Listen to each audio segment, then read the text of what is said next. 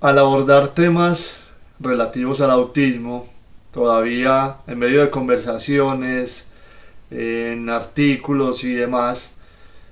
se escuchan versiones de personas que de pronto aún no están bien contextualizadas o de pronto se quedaron en versiones anteriores o en información pasada relativa al TEA.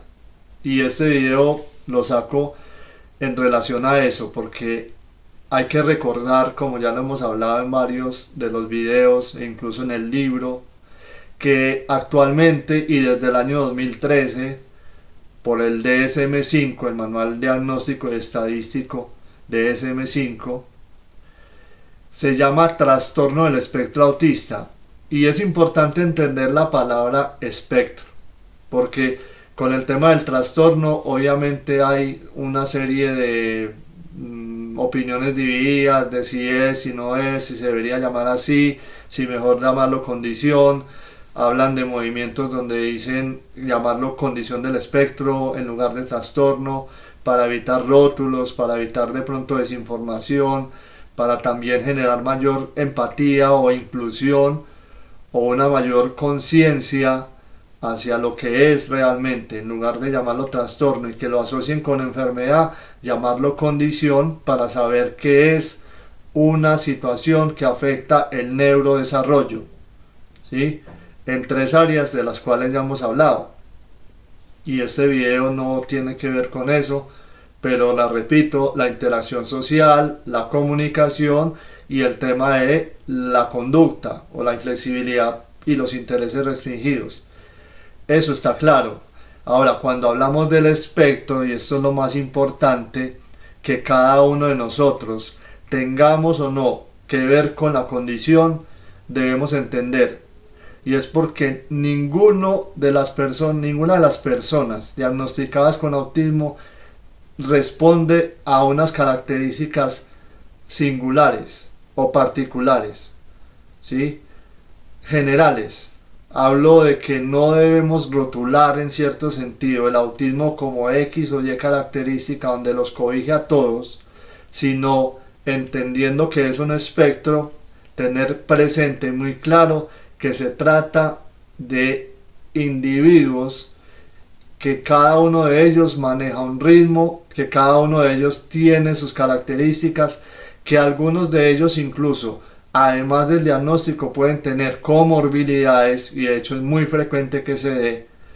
tal como algunas de las más comunes, la epilepsia, la discapacidad cognitiva, el tema de la ansiedad, el trastorno del insomnio, por ejemplo, el tema de la depresión eventualmente, u otro tipo de condiciones,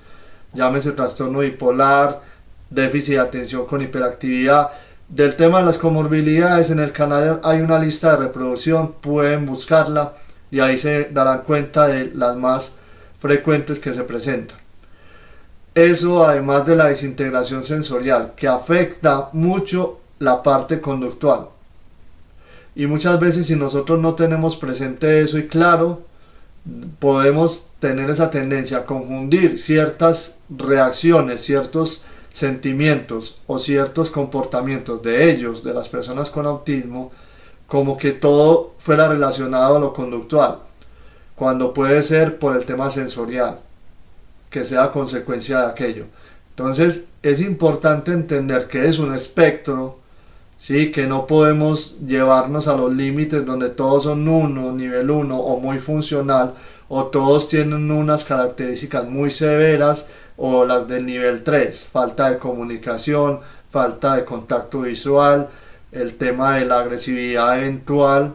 por la inflexibilidad conductual. Eso no debe ser una característica única,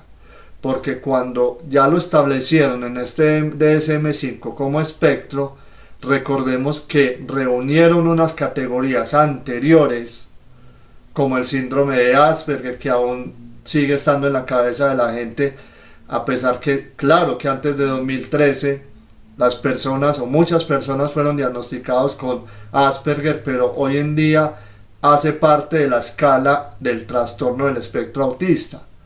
Entonces no es lo mismo, o mejor dicho, es lo mismo La gente cree que es diferente Asperger del autismo. No, anteriormente lo era, ahora hace parte de un grupo de personas, de una población enmarcadas en esta escala de 3 niveles de gravedad dentro del trastorno del espectro autista. Entonces es un espectro, y siendo un espectro no podemos comparar nuestro hijo, si es del caso, si tenemos a alguien en la familia además con autismo, con cualquier otra persona, porque son individuos diferentes, cada uno aprende, cada uno tiene comorbilidades diferentes eventualmente, en mayor o menor medida, que afecten su neurodesarrollo o su parte física y sensorial. Así que eso es muy claro para nosotros, debemos entenderlo, comprenderlo, estudiarlo mucho. Creo que es importante que nos hagamos conciencia interiormente de todos estos conceptos, que los manejemos suficientemente bien, que eduquemos e informemos a las personas de nuestro alrededor al respecto de esto, para que también tengan ellos ese sentimiento de empatía y esa cabida a la inclusión social que esta población requiere, siempre y cuando sea comprendida dentro de su esencia, con la condición de vida que ellos tienen. Obviamente será de por vida, eso está también muy claro, y es nuestro deber multiplicar, es nuestro deber educar, es nuestro deber como sociedad que obviamente hagamos partícipes a las personas con TEA en todas las dinámicas, y eso se hace en la medida en que tengamos la información correcta y obviamente no los discriminemos y no pongamos barreras a su interacción, sino que les facilitemos y en cierta medida seamos mediadores para que eso se dé, para que ellos tengan acceso a todo lo que como individuos, como seres humanos debemos tener, no derechos sino posibilidad.